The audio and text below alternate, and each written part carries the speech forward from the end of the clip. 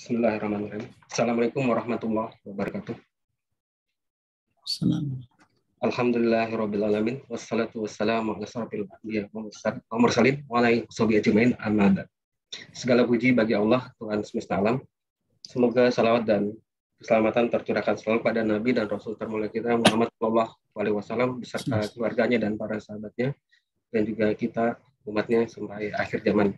Alhamdulillah kita bisa berkumpul kembali melalui kajian online bulanan, melanjutkan kembali mengenai kajian mengenai ensiklopedia sholat bersama Ustadz Agus Hendra Gunawan.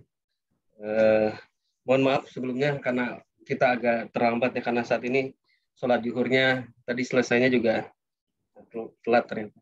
Ya. Jadi jam berapa, Mat? Ya. Tadi baru bisa kembali sekitar ini jam 12.30-an lebih. Ya. Sampai jam berapa sekarang? Sekarang mungkin 1 jam ke depan ya Ustadz ya, karena ini aja paling kalau yang dari dari Donggi kan ada rapat ya jam 2. Nah, itu ini aja pada izin ya. Maksudnya pada keluar dari Zoom. Ya. Nah, yang lainnya sampai jam 2 karunya. Oke, siap. Ya, ya. Maka Ustadz, yang bulan lalu sampai ini Ustadz Kunut Nazilah. Sekarang berarti ini salat duha. Salat duha ya. Bismillahirrahmanirrahim. Assalamualaikum warahmatullahi wabarakatuh. Alhamdulillah, Allahumma shalli wa sallim ala nabiyina Muhammad. Amma ba'du, fa inna asdaqal hadits kitabullah wa khairal hadi hadi Muhammadin sallallahu alaihi wasallam wa syarrul umur muhdatsatuha wa kullu muhdatsatin bid'ah wa kullu bid'atin dhalalah wa kullu dhalalatin finnar. Bapak Ibu sekalian, muliakan Allah ya, semoga tak lupa saya sarankan kepada semuanya untuk selalu membaca hauqalah la haula wala quwata illa billah, karena di dalamnya ada tawakal, ada iftikar, sangat butuhnya kita kepada Allah Subhanahu wa taala, apalagi di saat pandemi yang lagi ramai katanya ya. Saling mendoakan semuanya, mudah-mudahan semua sehat, khususnya dari PT Donggi Snoro LNG. Semoga yang sakit ya, yang kena COVID Allah sehatkan, yang nggak kena semoga Allah Subhanahu wa taala jadikan mereka tambah bersyukur kepada Allah Subhanahu wa taala. Ya. Ada yang kena ya, Mat ya? Ada ya, mudah-mudahan sehat semuanya, cepat segera kembali pulih ya. Jangan terlalu takut dan juga tetap jaga prokes ya. Anggap aja pilek deh ya itu. Saya mah tiap hari Baik, kita lanjutkan materi kita tentang setelah selesai dari sholat witir, kita akan bahas tentang sholat duha. Saya akan share screen kajiannya. Baik, sholat duha adalah sunnah muakkad yang sangat ditekankan, sebab sabda Nabi Sallallahu Alaihi Wasallam senantiasa mengerjakannya dan menganjurkannya para sahabat untuk selalu menunaikannya. Jadi kalaupun Nabi tidak melaksanakannya karena takut dianggap wajib, ya, takut dianggap wajib. Jadi masalah sholat duha ini ada beberapa pendapat, ada yang membolehkan rutinitas.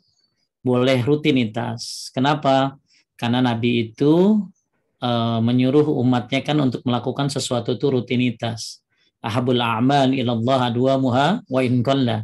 Amal yang dicintai Allah itu sedikit tapi terus menerus ya. Jadi ada yang berpendapat dalam kitab Sahih Fikih Sunnah bahwa sholat duha itu boleh dilakukan rutinitas tiap hari. Pendapat yang lain Ahmad bahwa sholat duha ini adalah pengganti tahajud.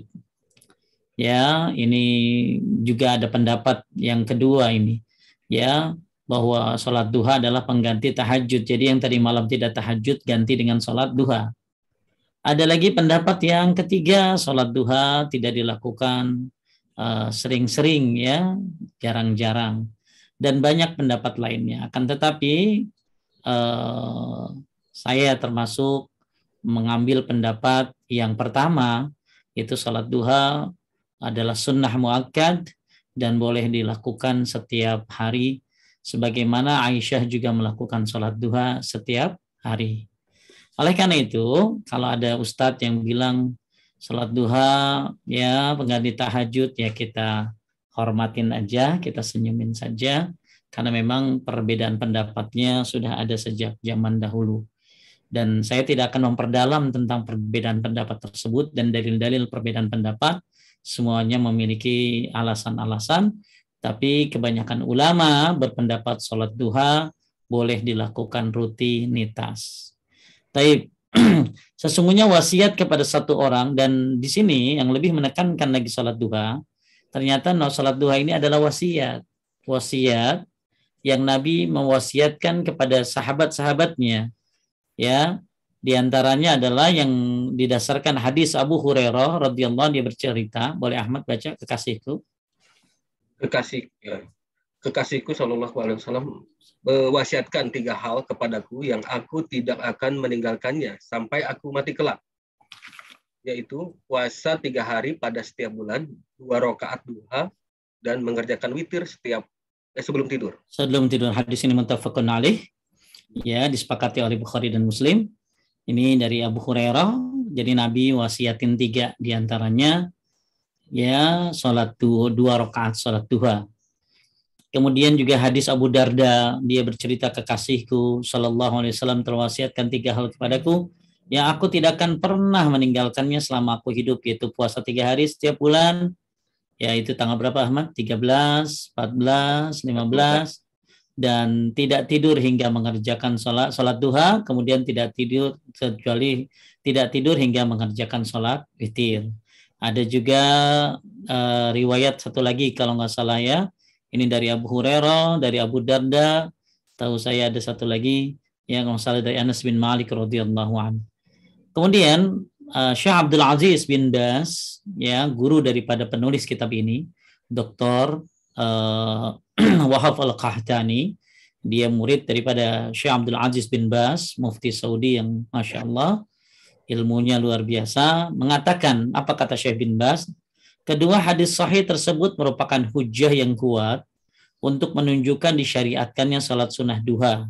Tuh, ya, hujjah yang kuat kata beliau untuk disyariatkannya salat sunnah duha. Yang tadi dari Abu Hurairah, satu lagi dari Abu Darda, ya. Dan bahkan ia termasuk sunnah muakkad, sangat ditekankan, karena jika Rasulullah SAW mewasiatkan sesuatu kepada seseorang, berarti wasiat beliau tersebut ditujukan kepada umat secara keseluruhan dan tidak hanya khusus kepada satu orang saja. Demikian juga halnya jika beliau memerintahkan dan melarang. Dengan demikian, hukum itu bersifat umum, kecuali jika beliau mengkhususkan sesuatu itu kepadanya saja. Misalkan dengan mengatakan, ini khusus bagimu saja. Nabi kan nggak bilang begitu, ya. Jadi Nabi ini nggak bilang ini khusus Abu Hurairah, ini khusus Abu Darda, enggak, ya. Kenyataan bahwa Nabi SAW tidak selalu mengerjakan tidak bertentangan dengan hukum sunnah yang melekat padanya, sebab terkadang beliau mengerjakan sesuatu untuk menjelaskan hukum sunnahnya, dan terkadang juga meninggalkan sesuatu menjelaskan ketidakwajibannya. Jadi memang ada satu riwayat bahwa Nabi tidak sholat duha. Jadi dalam satu riwayat Nabi memerintahkan sholat duha. Apakah mungkin Ahmad Nabi itu nyuruh tapi nggak ngerjain? Enggak. Nggak mungkin dong, ya. Kalau kita mungkin nyuruh, tapi nggak. Kalau Nabi nggak mungkin, ya. Nabi nggak mungkin, karena Nabi adalah orang yang mengamalkan Al-Quran. Kabura maqtan indallah an taqulu ma la taf'alun. Ya, nggak disukai orang yang ngomong tapi tidak melaksanakan. Nabi nggak begitu. Jadi kalau Nabi tidak melaksanakan sholat duha dalam satu waktu, bukan berarti akhirnya sholat duha ini tidak sunnah, gitu loh. Jadi Nabi wasiatkan kepada Abu Hurairah, Abu Darda, dan dalam riwayat Aisyah mengerjakan salat duha. Dan perlu Anda tahu hadis tentang bid'ah salah satunya dari Aisyah. Ya, apakah berani Aisyah melakukan bid'ah? Nggak berani dong. Makanya kata Syekh bin Baz, 2 hadis ini merupakan hujah yang kuat yang menunjukkan disyariatkannya salat duha. Kalaupun ternyata Nabi nggak mengerjakan, pasti ada sebabnya. Kayak Nabi 3 hari sholat tarawih di masjid, kan? Kemudian akhirnya kembali pulang ke rumah.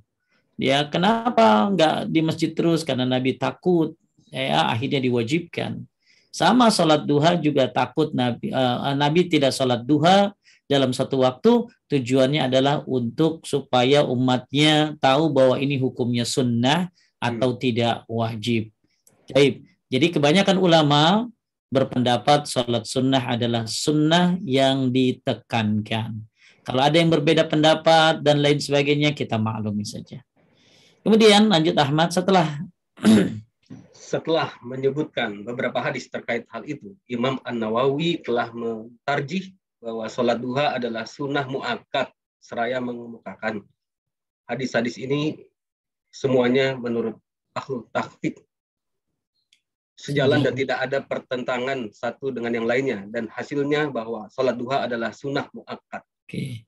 Dengan demikian yang benar adalah bahwa membiasakan diri untuk mengerjakan sholat duha adalah sunnah muakkad. Kita lanjut dan kemudian kita lanjut kepada pembahasan keutamaan sholat duha apa aja sih? Ya, keutamaan sholat duha sudah tetap dalam hadis-hadis yang sahih, ya, sebagai berikut, ya.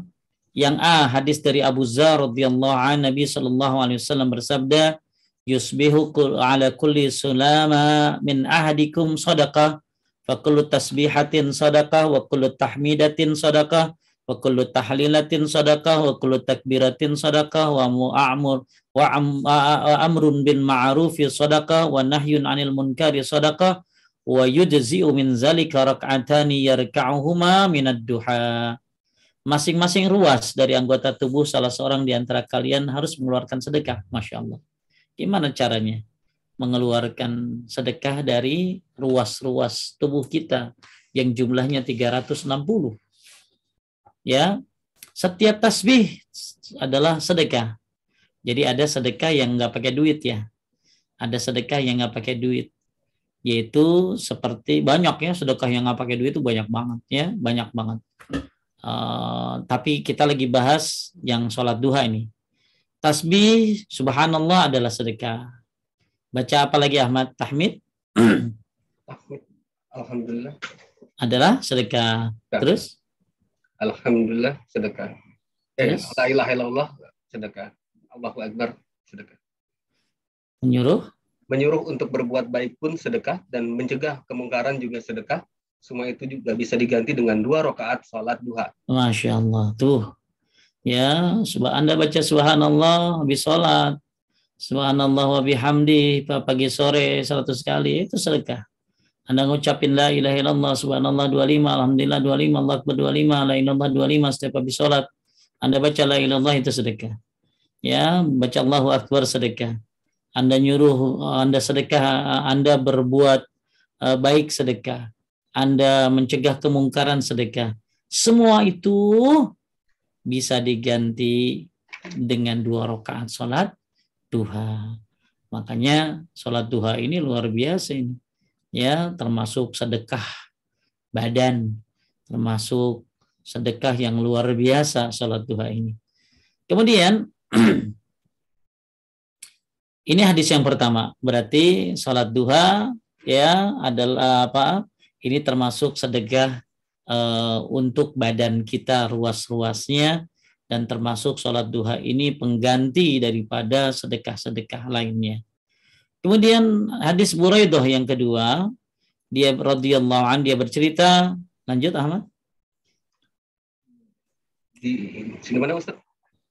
Ini hadis Buraidah, dia bercerita, aku pernah mendengar Nabi SAW bersabda, di dalam diri manusia itu terdapat 360 ruas, maka hendaklah dia mengeluarkan 1 sedekah untuk setiap ruas tersebut. Sebentar Ahmad, dari mana Nabi tahu itu 360? Emang udah ada teleskop? Belum ada. Tuh inilah mukjizat sunnah. Bahwa tubuh ini terdapat 360. Makanya dulu ada mukjizat sunnah ya. Kalau kita kan taunya mukjizat Quran saja. Ada mukjizat sunnah. Bahwa maksudnya apa? Ada banyak nabi ya, tentunya diberitahu oleh Allah Subhanahu wa taala. Dari mana Nabi tahu? Dan tidak ada alat zaman dulu, teleskop atau apa yang untuk meneliti ruas-ruas tubuh kita ini ada berapa. Ternyata Nabi SAW menyampaikan di tubuh ini ada 360 ruas. Ya, maka ada salah satu buku tentang mukjizat sunnah, menerangkan bagaimana kehebatan-kehebatan ucapan-ucapan Nabi Shallallahu Alaihi Wasallam. Yaitulah karena apa yang diucapkan oleh Nabi Shallallahu Alaihi Wasallam, wa ma yantiqu 'anil hawa in huwa illa wahyu yuha, bukan sebuah ucapan yang dijadi dari nafsu tapi berdasarkan dari wahyu. Nah, jadi ada 300. Para sahabat bertanya, siapa yang mampu mengerjakan hal tersebut? Siapa yang bisa sedekah 360 ruas? Ahmad punya 360 ruas, sedekahin. Ya, gimana caranya sedekah untuk ruas-ruas tubuh kita yang jumlahnya 360 ini? Maka Nabi Shallallahu Alaihi Wasallam menjawab, an-nuha'atu fil masjid tadfinuha, dahak di masjid yang kau pendam. Kalau dulu kan ya kan masih ini tanah ya. Kalau itu masih tanah, kalau ada dahak tinggal dipendam. Tapi makanya ada larangan meludah di masjid. Ya, ada larangan meludah di masjid. Makanya kalau yang suka berludah ya, atau yang suka dahak atau ada penyakit tenggorokan, ya bawa tisu lah. Ya, jangan meludah di dalam masjid. Karena kalau di dalam masjid, kalau zaman dulu tinggal diuruk aja pakai tanah, karena masih padang pasir ya, nggak ada keramik. Kalau sekarang kan ada karpet ya, nggak mungkin ngeludah di situ. Maka di tisu atau di mana, di pakaiannya ya, di pakaiannya tuh, di gamisnya atau di manalah, jangan di masjid. Apalagi masjid itu masjid yang punya kedudukan seperti Masjidil Haram dan Masjid Nabawi. Kemudian satu gangguan yang kau singkirkan dari jalan, Masya Allah ya, orang yang menghindari gangguan dari jalan, nah ini termasuk pahala yang luar biasa ya, bahkan menyingkirkan duri atau ranting yang mengganggu orang, apalagi mengganggu kaum muslimin, ini termasuk pahala yang besar, termasuk bagian daripada amal saleh. Dan jika engkau tidak mendapatkannya, 2 rakaat salat duha sudah cukup bagimu ya. Kemudian jadi ini hampir sama dengan hadis yang pertama, bahwa salat duha adalah sedekah untuk 360 ruas yang ada di tubuh kita. Kemudian ada lagi ya hadis yang C dari Nu'aim bin Humar, dia bercerita, aku pernah mendengar Rasulullah Shallallahu Alaihi Wasallam bersabda, yaqulullah azza wa jalla, ya ibna Adam, la tu'jizni min 4 rakaatin fi awwalin nahar akfika akhirah. Lanjut ya Allah. Allah yang Maha Perkasa lagi Maha Mulia berfirman, wahai anak Adam, janganlah engkau lemah untuk mengerjakan 4 rakaat untukku pada awal siang. Niscaya aku akan memberikan kecukupan kepadamu pada akhir siang. Baik. Ya. Banyak sekali orang-orang yang menganggap sholat duha itu duit mulu ya, Mat ya. Duit mulu ya. Kalau sholat duha, ayo sholat duha. Nanti kalau enggak duha, rizkinya yang enggak ada gitu loh. Ya, suruh suaminya, sholat duha biar banyak rizkinya gitu loh. Ya, sebenarnya banyak sekali keutamaan sholat duha, tapi yang menjelaskan tentang sholat duha itu rizki ya, itu bukan dari riwayat yang sahih. Nanti ada satu riwayat kalau sholat duha itu seperti lebih baik daripada mendapatkan harta rampasan perang. Tapi banyak beredar di medsos ya tentang sholat duha ini bisa rizki begini, sholat duha ini membuka pintu rizki dan lain sebagainya. Nah ini sesuatu yang tidak dibarengi dengan hadis-hadis yang sahih. Sebagaimana juga sholat yang ada ini nih dia nih ya. Jadi siapa yang sholat duha berapa nih? 4 rakaat nih. 4 rakaat. Maka dalam kitab Tamamul Minnah, Syekh Adil bin Yusuf Al-Azazi menyebutkan sholat duha yang paling bagus itu 4. Ya 4 itu ya 2 salam. Tapi kebanyakan ulama sholat duha itu yang minimal 2. Ya 2. Cuman hadis ini menyebutkan 4. Maka dia mengambil kesimpulan bagus 4 gitu loh. Kalau banyaknya tak terbatas. Ada yang berpendapat sholat duha itu maksimal ya 8. Itu kalau dalam kitab Sahih Fikih Sunnah itu Syafi'i, Ahmad, Malik. Kalau mazhab Abu Hanifah itu 12. Nah, kalau pendapat yang lain dari ulama-ulama lain, yaitu tak terbatas. Silakan saja mau sholat duha berapa saja, yang penting 2 salam, 2 salam, 2 salam. Ya, nah, jadi hadis ini menunjukkan 4 rakaat di awal siang. Niscaya aku akan memberikan akfika akhirah, aku akan berikan kecukupan kepadamu pada akhir siang. Jadi di sini dicukupin ya Ahmad ya. Dicukupin. Mendingan banyak apa cukup?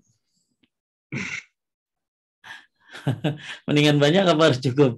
Ya, ya. Nah ini, ya, jadi hadis yang tentang 4 rakaat ini ada sedikit penjelasan ya.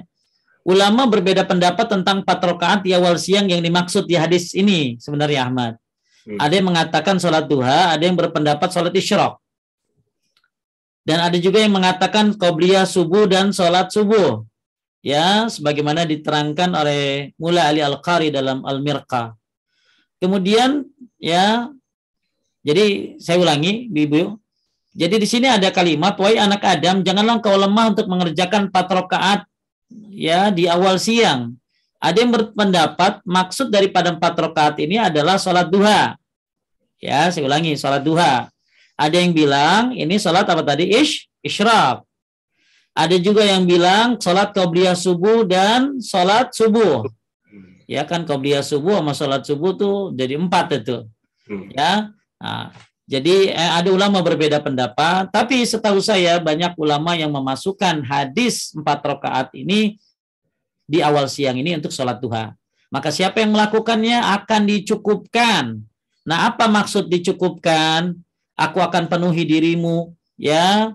Allah cukupkan, kata Imam As-Sindi, ada kemungkinan berapa maknanya. Ya.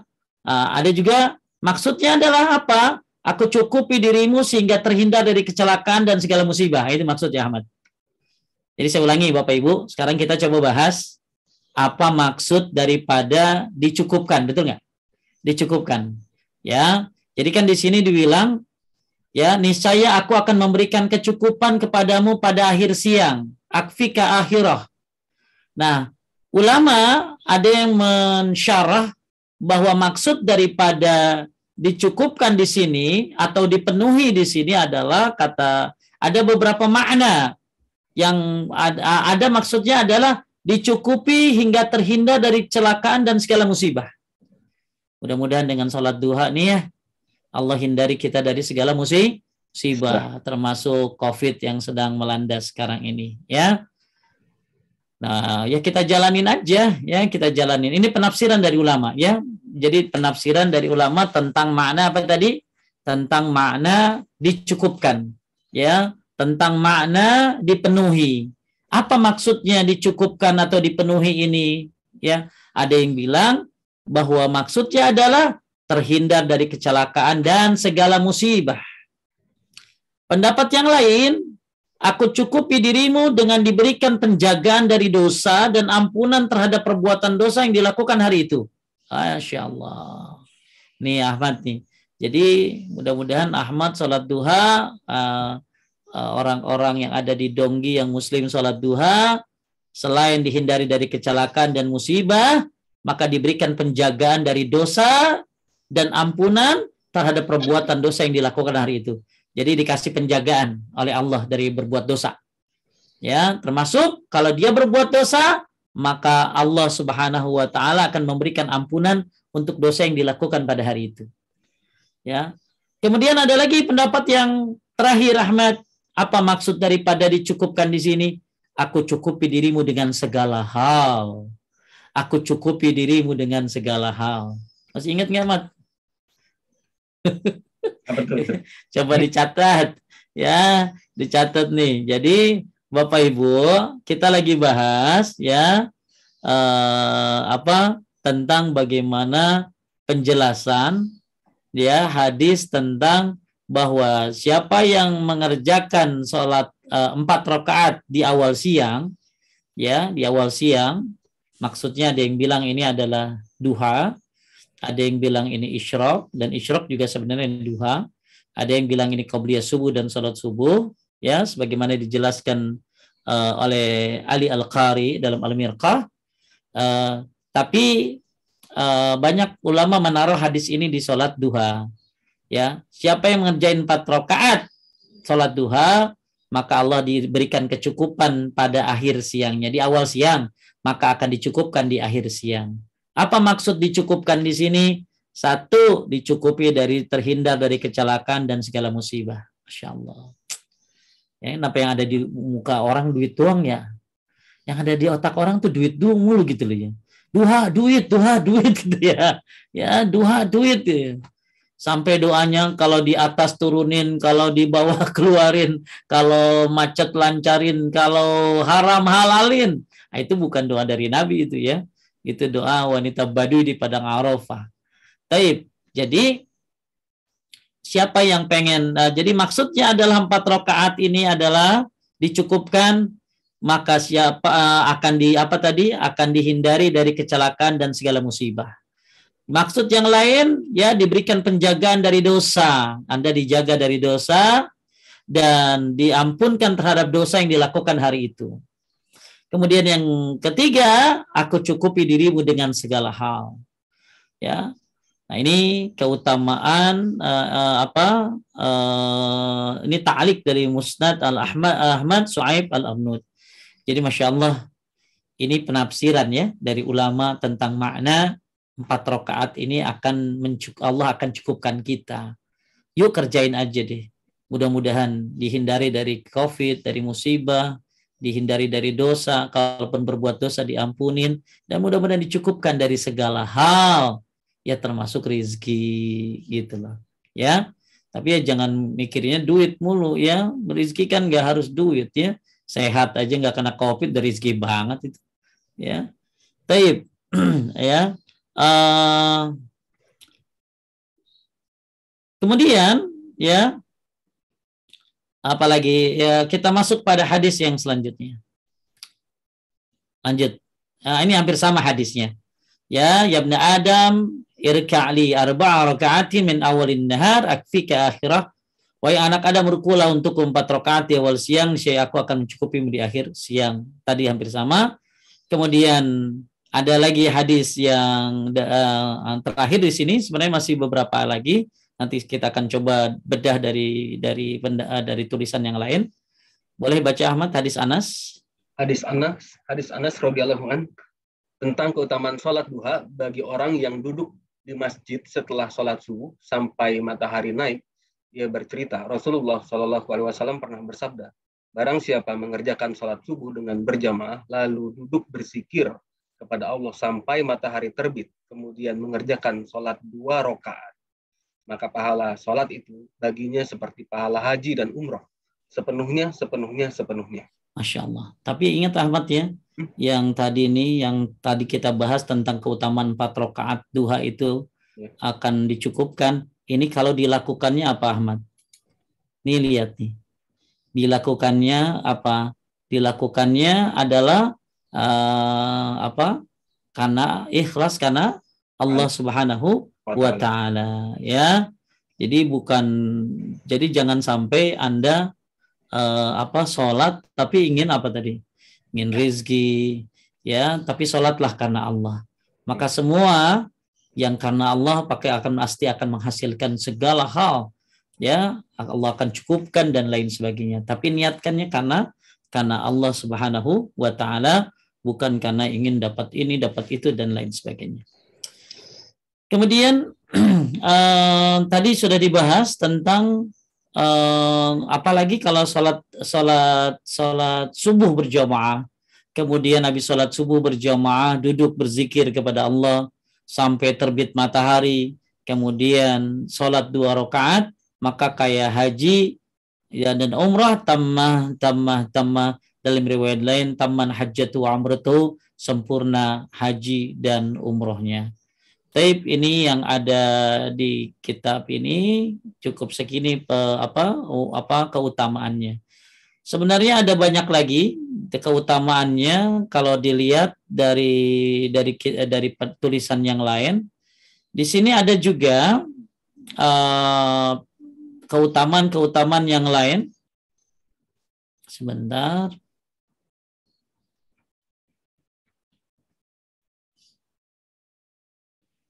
Nah ini dia, ya kesimpulannya ini ada di sini.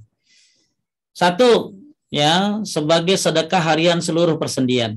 Ini keutamaan sholat duha. Kemudian 4 rakaat sholat duha menyebabkan perlindungan hingga sore hari. Ada yang tadi bilang perlindungan, Allah cukupkan segala hal. Kemudian yang lainnya ya dihindari dari musibah asal dilakukan karena Allah. Kemudian sholat orang senantiasa kembali. Nah ini yang belum dibahas. Ini termasuk keutamaannya nih Ahmad.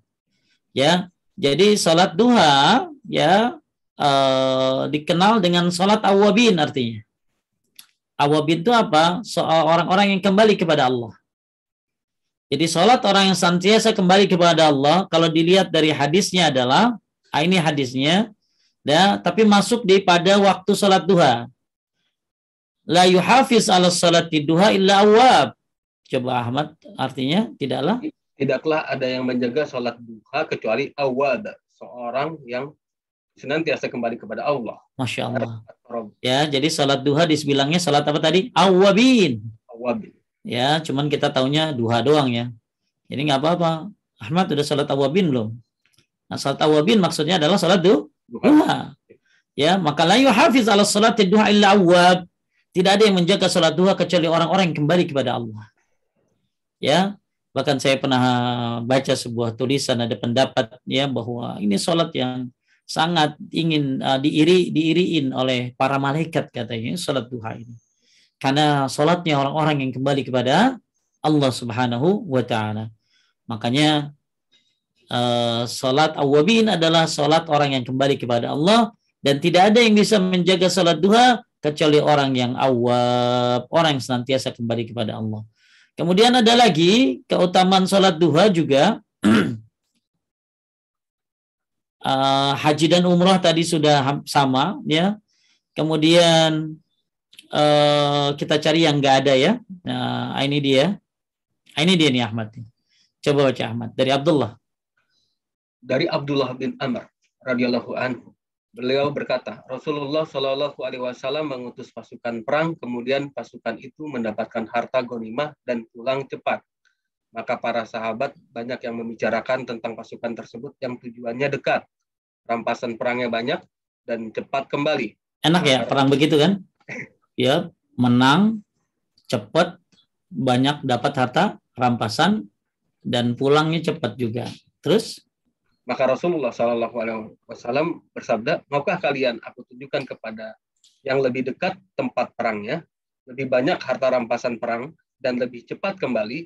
Rasulullah Shallallahu Alaihi Wasallam bersabda, barang siapa yang berwudu kemudian berangkat ke masjid untuk melakukan sholat duha, maka itulah yang lebih dekat tempat perangnya, lebih banyak harta rampasan perangnya, dan lebih cepat kepulangannya.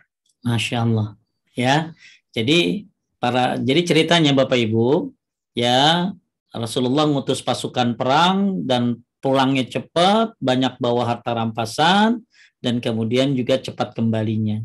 Maka Nabi Shallallahu Alaihi Wasallam ngasih tahu, ya mau nggak yang lebih dekat tempat perangnya, lebih banyak harta rampasan dan lebih cepat kembali. Apa itu? Wudu, kemudian berangkat ke masjid, lalu sholat duha. Maka itu lebih dekat tempat perangnya. Lebih dekat tempat perangnya. Lebih banyak harta rampasannya dan lebih cepat kepulangannya.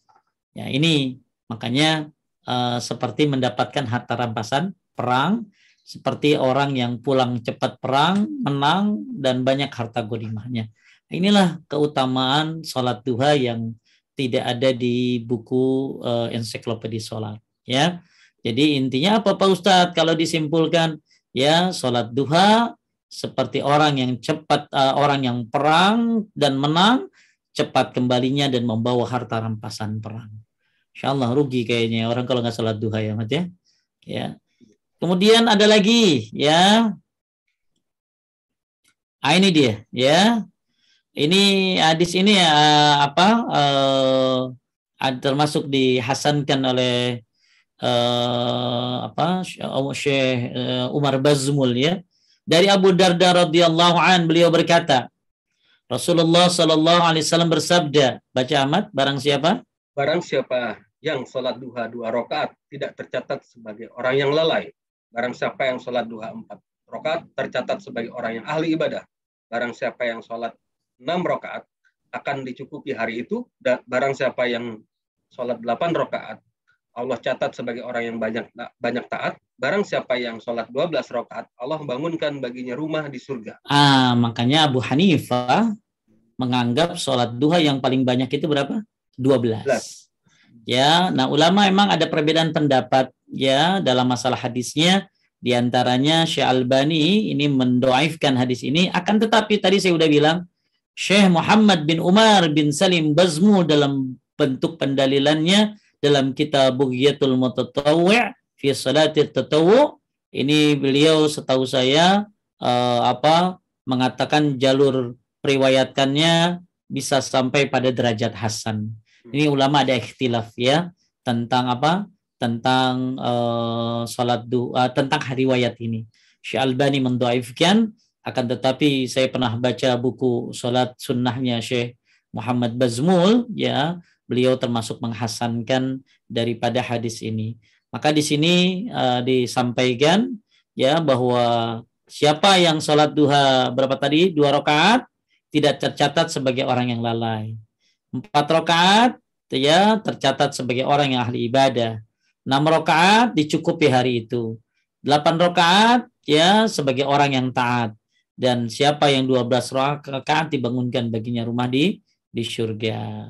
Ini ada ikhtilaf tentang hadis itu. Taib, ini jadi total ada berapa keutamaan ya Ahmad? Ada 7 ya. Ada 7 tentang keutamaan sholat duha. Saya ulangi, sebagai sedekah harian seluruh persendian, kemudian menyebabkan pelindungan hingga sore hari. Ada yang bilang dicukupkan segala hal, dihindari dari musibah. Kemudian sholat apa tadi? Awab, orang yang kembali kepada Allah, ya. Tidak ada yang bisa menjaga salat duha kecuali orang yang kembali kepada Allah. Kemudian dapat pahala apa tadi? Haji dan umrah. Kemudian yang kelima, salat duha adalah wasiat Nabi Sallallahu Alaihi Wasallam kepada sahabatnya Abu Hurairah dan Abu Zar dan Abu Darda. Ya, saya lupa, bukan Anas bin Malik tapi Abu Zar. Ada 3. Kalau tadi ada 2, Abu Hurairah dan Abu Darda. Sebenarnya ada lagi Abu Zar. Kemudian siapa yang salat duha, kemudian pergi ke masjid untuk salat duha, siapa yang wudu, kemudian pergi ke masjid untuk salat duha, ini kayak pasukan perang di jalan Allah yang dekat tujuannya, cepat pulangnya, dan banyak ghanimahnya, harta rampasan yang didapatkan. Tadi sudah dibahas. Yang ke-7 tadi ya, 2 rakaat sebagai dihindari dari lalai, 4 rakaat tercatat ahli ibadah, 6 rakaat dicukupkan hari itu, 8 rakaat tercatat sebagai orang yang taat, 12 rakaat dibangunkan rumah di surga.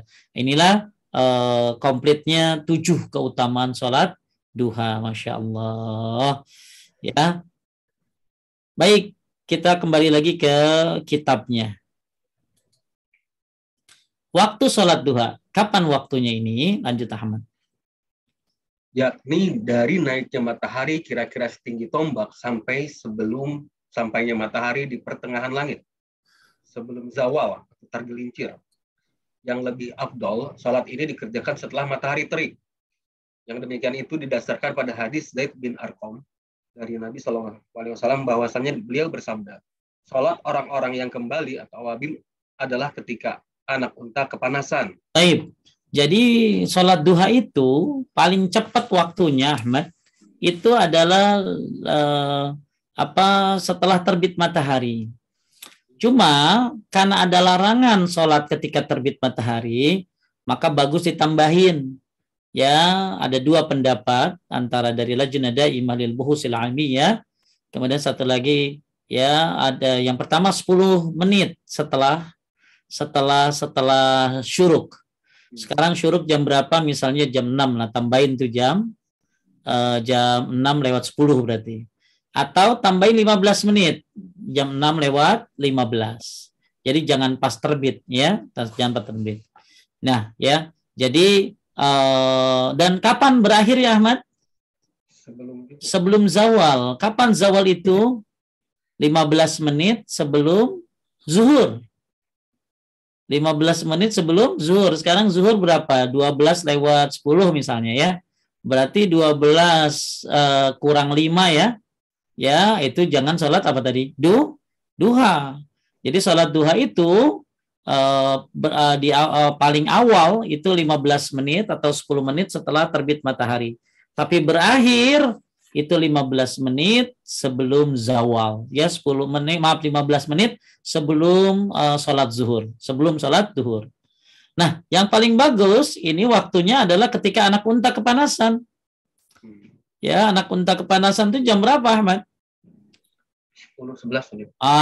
Jam 10, jam 11 kali jam setengah 10 ya, jam 9 ya. Nah, tapi gimana Pak Ustadz? Saya masuk kantor nanti dimarahin lagi. Nah, ini nggak boleh nih sholat duha lagi jam kerja.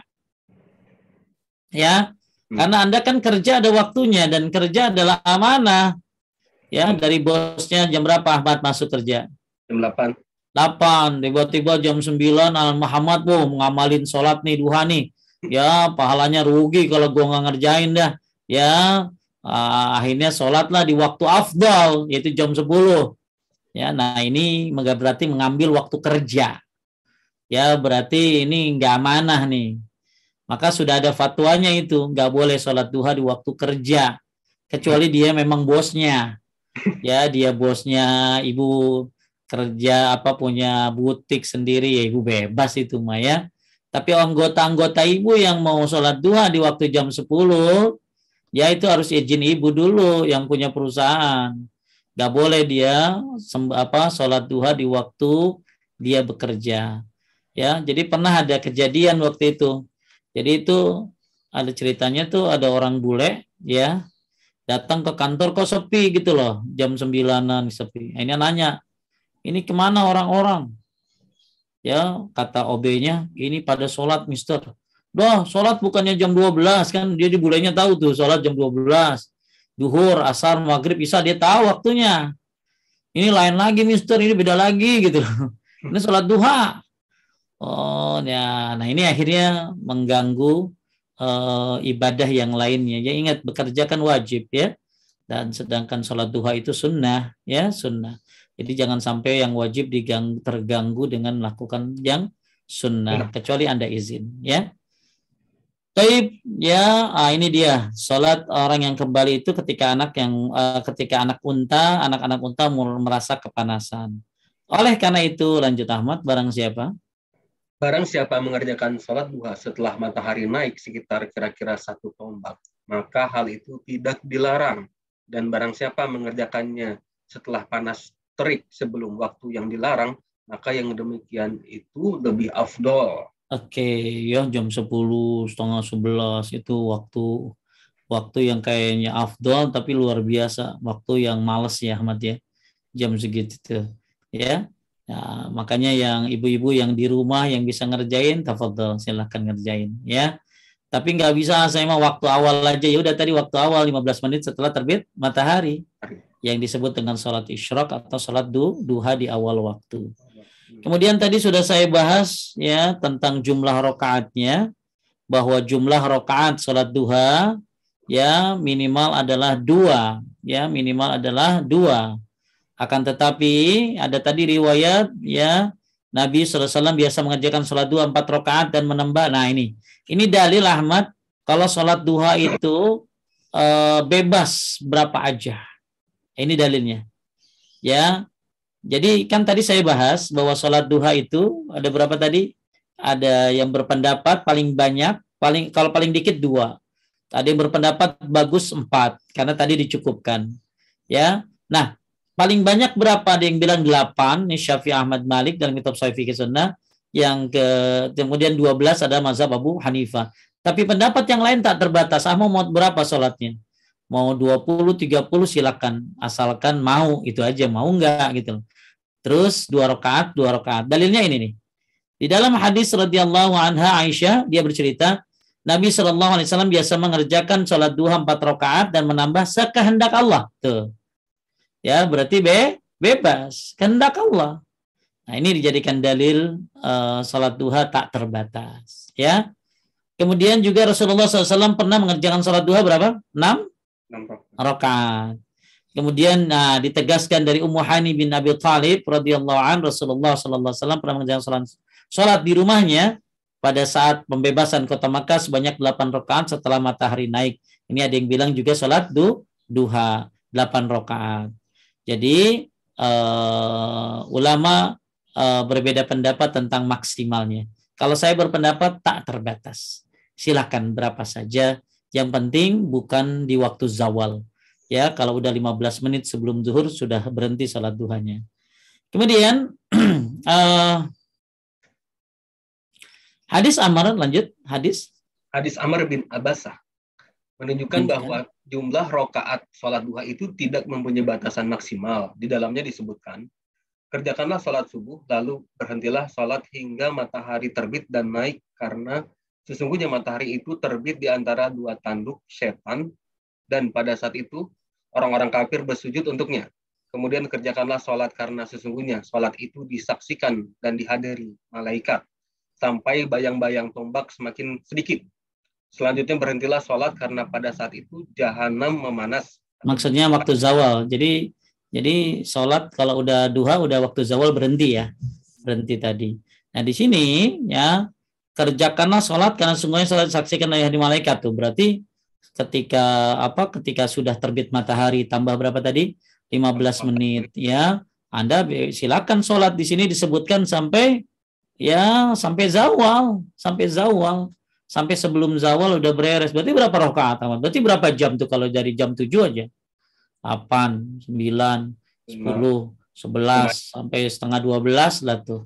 3,5 jam. Berapa rakaat tuh di riwayat ini? Ya. Dah, ini dalil tentang tentang sholat duha minimal 2. Ada yang berpendapat yang bagus 4, tapi yang paling banyak 8, 12 atau tak terbatas. Kemudian kita lanjutkan pembahasan yang lain yang tidak ada di kitab tentang doanya ya. Doanya, bacaan zikir atau doa setelah sholat duha. Lanjut. Dalam sebagian hadis dinyatakan bahwa Nabi Shallallahu Alaihi Wasallam mengucapkan istighfar, Allahumma gfirli wa tub alayya innaka antat tawwabur rahim. Ya Allah, ampunilah aku dan terimalah taubatku, sesungguhnya Engkau Maha menerima taubat lagi Maha penyayang, sebanyak 100 kali. Nah, ini yang sunnah nih. Ini yang sunnah. Kalau ibu mau doa lagi sujud aja. Setiap sujud lagi sholat duha doa. Boleh, bagus itu. Kan Nabi nyuruh di sholat wajib atau sholat sunnah tak terbatas itu mah. Ya, mau wajib mau sunnah silakan. Tapi kalau habis sholat duha, yang sunnah adalah mengucapkan zikir ini nih. Allahumma gfirli wa tub alayya innaka antat tawwabur rahim. Dalil berapa kali? 100 kali. An Aisyah radhiyallahu anha qalat sallallahu Rasulullah sallallahu alaihi wasallam salat duha, thumma qala Allahumma ighfirli wa tub alayya innaka antat tawwabur rahim hatta qalaha 100 marrah. Jadi Rasulullah sallallahu alaihi wasallam kata Aisyah salat duha kemudian mengucapkan Allahumma ighfirli wa tub alayya innaka antat tawwabur rahim 100 kali. Nah, ini termasuk sunnah yang jarang ya Ahmad ya. Ahmad pernah baca ini 100 kali? Belum. Nah, nih ya, apalagi lagi di rumah ya. Di rumah. Ya, baca nih. Kalau baca astagfirullah wa atubu ilaih 100 kali mah sering ya. Ya, baca subhanallah wa bihamdi 100 kali sering. Nah, coba lakukan ini bagi yang mau menghidupkan sunnah, yaitu membaca setelah selesai sholat duha, yuk baca bareng-bareng. Allahumma gfirli wa tub alayya innaka antat tawwabur rahim. Sampai sini saja ya. Ini doa sehabis sholat duha. Berapa kali? 100 kali ya. Kemudian selanjutnya tadi udah ini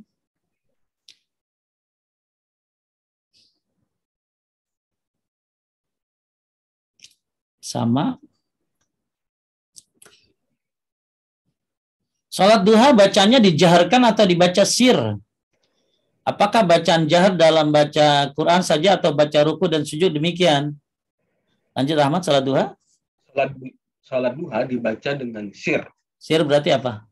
Dalam pelan. Tidak dikeluarkan. Ya, jadi bergerak bibir atau kedengaran sendiri. Terus? Demikian pula sholat zuhur dan asar, semua bacaannya sir apabila seorang wanita atau laki-laki membaca jahar di dalam sholat duha, maka yang demikian itu tidak memudaratkan sholatnya. Dikarenakan membaca jahar dan sir pada masing-masingnya hukumnya adalah sunnah, tidak haram dan tidak wajib. Ya, jadi kebanyakan dilakukan dengan baca apa tadi? Sir. Ya, sir itu pelan, bergerak bibir ya. Bukan di hati, nggak ada sholat di hati bacaannya, tapi bergerak bibir. Ya, atau kedengaran sendiri. Bacaan jahar hukumnya adalah sunnah, bacaan sir hukumnya adalah sunnah. Jika seorang pembaca jahar pada sholat di siang hari atau membaca sir pada sholat malam hari, maka sholatnya sah. Namun demikian ini menyelisih sunnah. Yang sunnah adalah membaca sir di sholat siang seperti sholat duha, zuhur, asar, ya, baca jahar pada sholat malam, sholat maghrib, isya dan 2 rakaat pertama kecuali sholat subuh, maka bacaannya jahar, sholat Jumat bacaannya jahar, sholat Id bacaannya jahar, ya.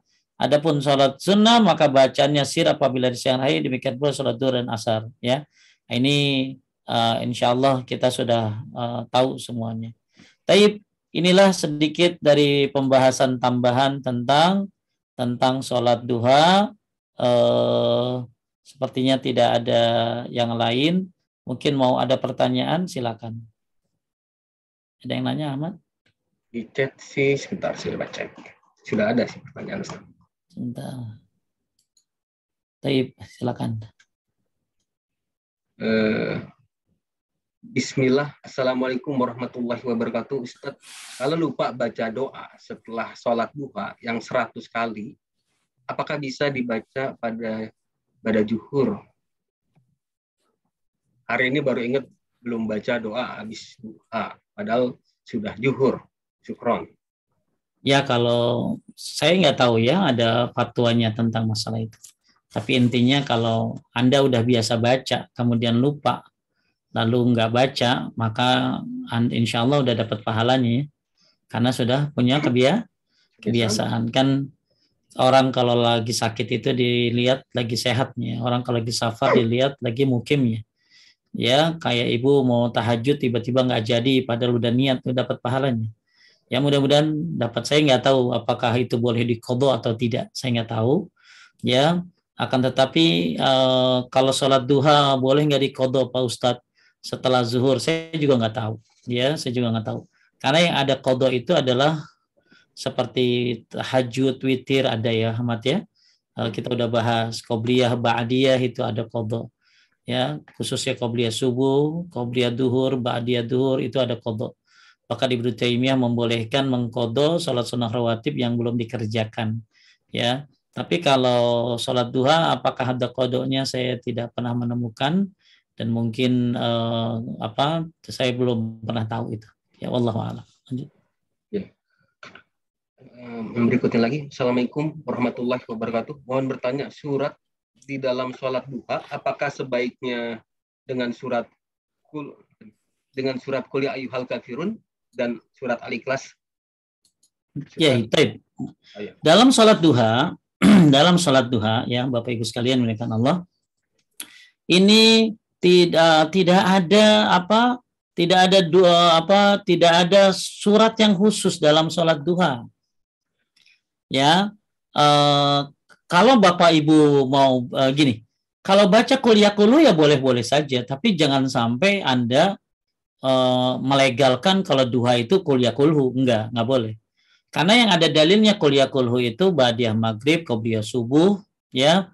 Kemudian sholat witir, rakaat kedua, kuliah, rakaat ketiga, Al-Ikhlas. Itu ada dalilnya. So, sholat di maqam Ibrahim setelah tawaf itu kuliah dan kulu.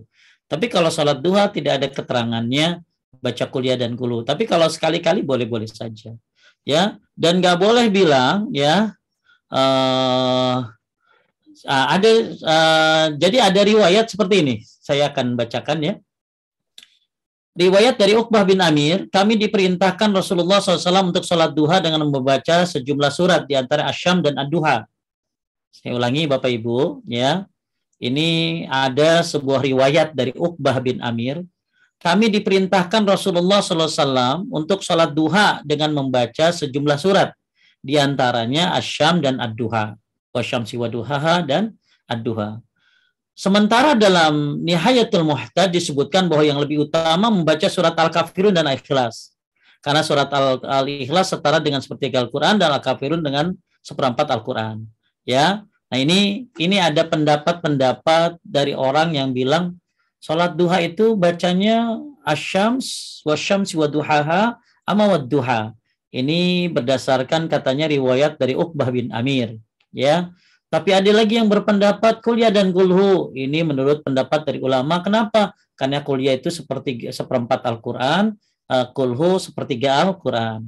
Nah, sebenarnya ya dalam riwayat dalam riwayat yang tadi disebutkan bahwa sallu rakaat duha bisuratiha wa syamsi wa duhaha dan wa duha, salatlah duha dengan membaca surat ad-duha, surat asy-syams wa duha wa syamsi wa duha dan surat ad-duha, maka hadis di atas diriwayatkan oleh Ar-Ruyani dalam Mustadnya dan lain sebagainya.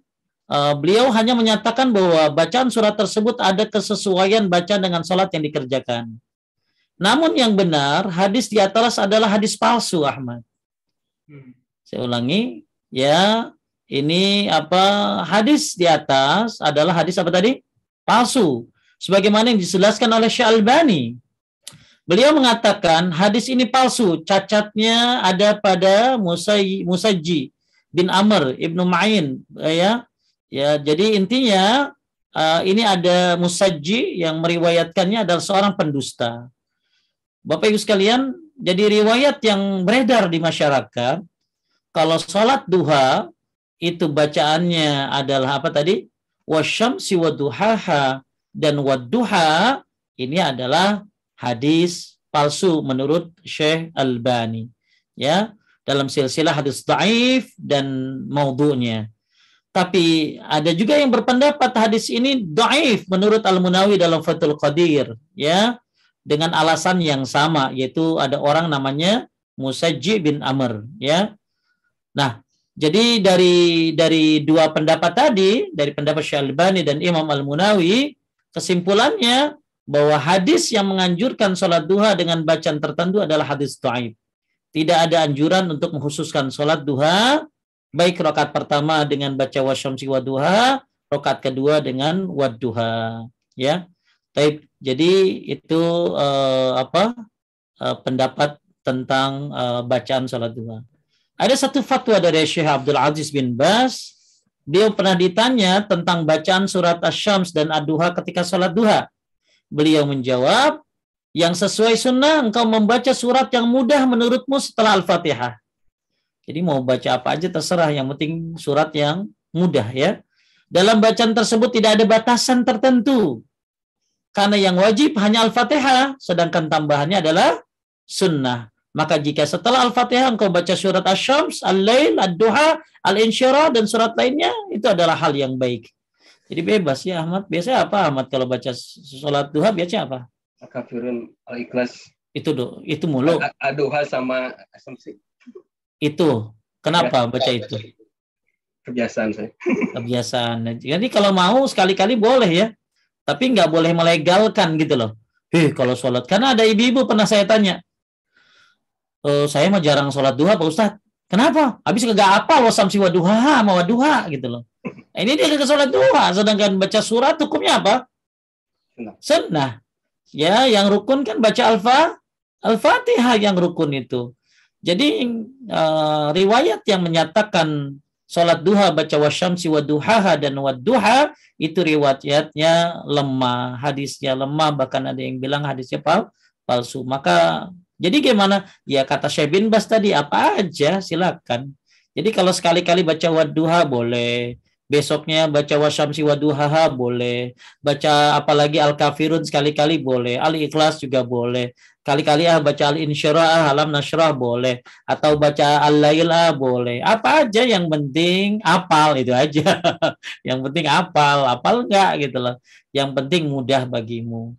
Ya, jadi nggak ada ketentuan baca surat tertentu dalam sholat duha. Wallahu a'lam. Lanjut. Berikutnya, Assalamualaikum warahmatullahi wabarakatuh. Ustadz, izin bertanya. setelah sholat duha kita kan baca zikir Allahumma gfirli wa tub alayya innaka antat tawwabur rahim sebanyak 100 kali seperti yang disampaikan Rasul. Apakah boleh setelah baca zikir ini sekali kita baca doa sholat duha seperti ini? Allahumma inna. Udah tahu lah itu mah ya. Gitu intinya doa itu ada kritikannya. Doa itu ada kritikannya karena di situ coba kalau haram halalin. Kalau haram halalin coba. Ya Allahumma inna duha ukal bahabau kal jamala jamaluka wal quwwata quwwatuka wal qudrata qudratuka wal ismata ismata. Saya hafal itu. Allah in kana rizqi fis samai fanziru wa in kana fil ardi fahriju wa in kana fil ardi wa in kana mu'assiran fayasir wa in kana haramatan dan lain sebagainya. Nah, itu doa ada beberapa kritikan tentang masalah doa tersebut ya. Wallahu alam, sebenarnya masih banyak doa yang dari Quran dan hadis. Ya, itu kan bukan dari Quran dan hadis itu ya Ahmad ya. Itu kalau dulu saya pernah neliti, itu doa wanita Baduy di Padang Arafah. Jadi ada wanita Baduy di Padang Arafah, doa dengan baca doa itu. Kemudian akhirnya dicatat, akhirnya jadi tersebar, seolah-olah dianggap itu doa setelah sholat duha. Ya. Jadi kalau mau baca ya doa yang terbaik dari Quran dan hadis tentunya. Ya banyak ya dari doa Quran dan hadis. Ya paling simpel Rabbana atina fid dunya hasanah.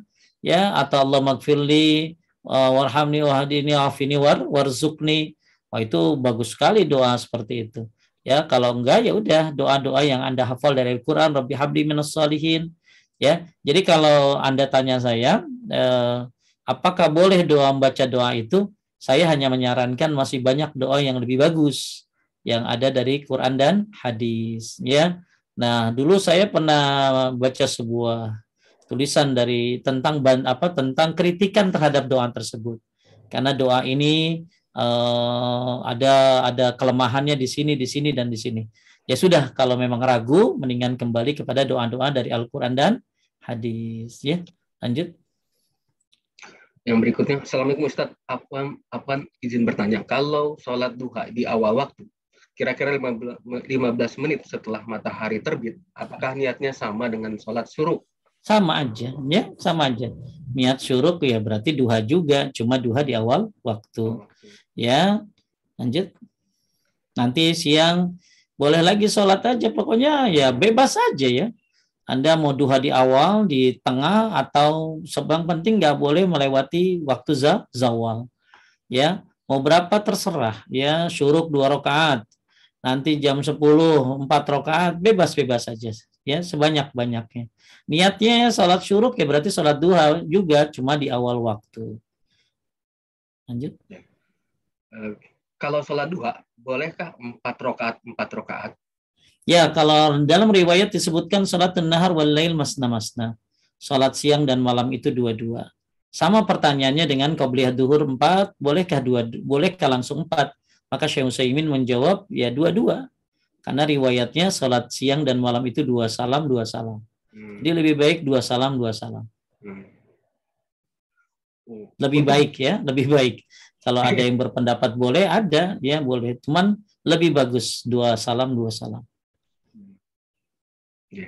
Untuk doa Allahumma firli wa tub alaina innaka anta wabur rahim, baiknya dilakukan setiap 2 rakaat atau setelah selesai salat duha, ya. Selesai semuanya. Apakah sholat isyraq yang merupakan sholat awal duha bisa juga dilakukan lebih dari 2 rakaat seperti sholat duha? Cukup 2 saja. Saya pernah tanya dulu sama seorang pengajar di Masjid Nabawi ya. Saya pernah tanya, bolehkah saya sholat isyraq lebih dari 2? Maka dia cukup 2 saja. Dia bilang nggak tahu kalau lebih dari itu. Jadi ulama-ulama tuh nggak malu bilang nggak tahu ya. Ya, karena emang nggak boleh menjawab sesuatu yang dia nggak tahu. Yaitu ulama yang ngajar di Masjid Nabawi bilang dia nggak tahu. Hanya 2 saja. Memang hadisnya kan 2. Ya, 2 setelah itu dapat pahala haji dan umrah. Ya. Nah, nanti Anda mau lanjutin sholat di waktu jam 10, ya 2 lagi, ya 4, 6, ya terserah itu mah. Cuman kalau dilakukannya setelah subuh terus syuruk, ya itu cukup 2 saja. Ya. Apakah di sholat sunnah kalau kita ada yang lupa dalam rukun atau wajib sholat, apa bisa diganti dengan sujud sahwi juga? Ya beda. Ini pembahasannya panjang itu ya, tentang masalah. Jadi kalau ninggalin rukun nggak bisa diganti sujud sahwi dong. Gimana Ahmad, masih ingat nggak? Ya, kalau rukun nggak bisa. Kalau wajib. Kalau rukun harus diganti dulu. Kalau rukun harus diapain? Diganti dulu, ya. Baru diganti yang hilangnya, baru kemudian sujud sahwi setelah salam. Ya, kalau yang wajib nggak sengaja, tinggal ganti sujud sahwi kapan? Sebelum salam. Nah, itu udah pernah dibahas di pembahasan apa tadi? Sujud sahwi. Ya, ibu-ibu bisa lihat, tahu videonya udah ada belum Muhammad waktu itu? Ada. Ada tentang salat itu, tentang sujud sahwi ya? Ada. Jadi ibu-ibu yang pengen tahu tentang sujud sahwi, silakan buka di Donggi Senoro LNG ya. DSLNG. Ya apa?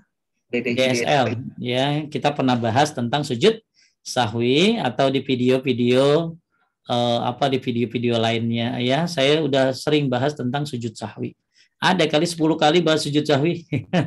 Jadi sujud sahwi itu berlaku dari salat wajib ataupun baik salat wajib ataupun salat sunnah ya.